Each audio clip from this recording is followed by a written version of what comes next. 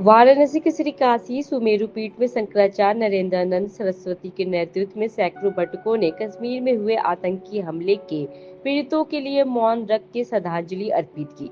वहीं शंकराचार्य ने हमले को जिहादी मानसिकता का परिणाम बताते हुए कहा कि हिंदुओं को पहचान कर मारा जाना अत्यंत निंदनीय है। उन्होंने केंद्र सरकार से पाकिस्तान पर कठोर कार्रवाई और वक्फ बोर्ड को पूरी तरह समाप्त करने की मांग भी की।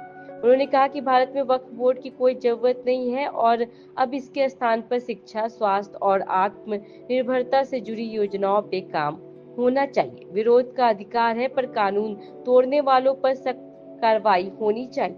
वहीं दूसरी ओर दुर्गाकुंड के समाज सेवी धर्मेंद्र सिंह ने हमले पे नाराजगी जताते हुए प्रधानमंत्री से फिर से सर्जिकल स्ट्राइक की मांग की है। ललाटे काश्मीरम, भारत का ललाट मस्तक के रूप में काश्मीर था। पहलगांव भगवान शिव और आदि शक्ति भगवती की एक तरह से उपदेश स्थली, अमृत कथा की स्थली है, जहां भगवान शिव ने पहलगांव में अपना नंदी को छोड़ा था। वहां पाठकों पर हमला करना एक तरह से वहां के पाठक पर हमला है, व्यवसाय पर हमला है और कश्मीर फिर आतंकवाद के लौटने का संकेत है। जल सेना, थल सेना, वायु सेना को छूट मिलना चाहिए और जो उनके मुखबिर हैं या उनको सीमा से पार करने वाले हैं, उन सब पर भी वही कार्रवाई होना चाहिए। आतंकवादियों को चिन्हित कर उनको उन्हीं की भाषा में जवाब की जरूरत है।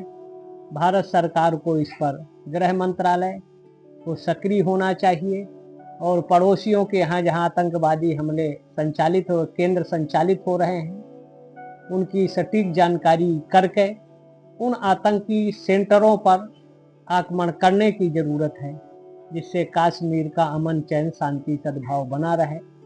जो दिवंगत हुए हैं भगवान उनको मुक्ति दे, सामयिक सालोक सायुज।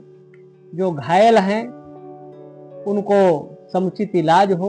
मैं धर्मेंद्र सिंह टिंकू, समाज सेवी और थोड़ा बहुत व्यापार भी करता हूँ। टिंकू जी, कल जो है अटैक हुआ है कश्मीर में, 28 लोगों की जान चली गई, क्या कहेंगे इस पर? ये पहले तो मैं उनको उनके 250 लोगों को श्रद्धांजलि अर्पित करना चाहता हूँ। भगवान की आत्मा को शांति दे और जो भी घायल हुए हैं उनके परिवार वालों को हिम्मत दे।